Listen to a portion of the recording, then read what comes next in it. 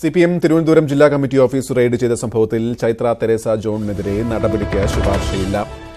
ADGP Manoj Abraham DGPക്ക് report കൈമാറി. വിനോദ് ചേരുന്നു. വിനോദ്, എന്തൊക്കെയാണ് റിപ്പോർട്ടിൽ പറയുന്നത്?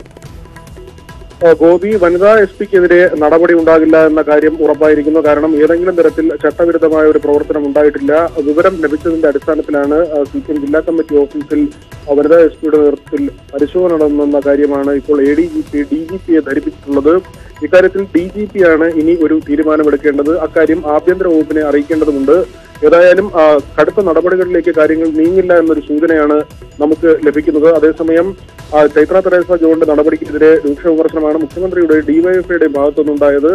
ജില്ലാ സെക്രട്ടറി ആനാവൂർ നാഗപ്പനും പറയുന്നത് മീഡിയയുടെ ശ്രദ്ധ പിടിച്ചുപറ്റാൻ നടത്തിയ ഒരു റെയ്ഡ് നാടകമാണ്.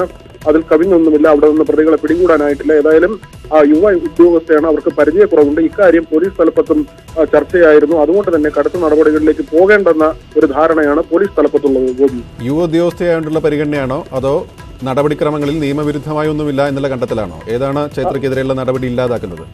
ഗോപി, രണ്ട് കാര്യവും പോലീസ് പരിഗണിക്കുന്നുണ്ട്. പ്രധാനമായും കോടതിയെ ഇക്കാര്യം ബോധിപ്പിച്ചിരുന്നു. റെയ്ഡിന്റെ വിവരങ്ങൾ കോടതിയെ അറിയിച്ചിരുന്നു. ഇക്കാര്യങ്ങൾ നിയമപരമായ കാര്യങ്ങൾ അവർ പാലിച്ചിട്ടുണ്ട്. മറ്റൊന്ന്, പ്രതിയുടെ അമ്മ നൽകിയ വിവരത്തിന്റെ അടിസ്ഥാനത്തിലാണ് അവിടെ പരിശോധന നടത്തിയത്.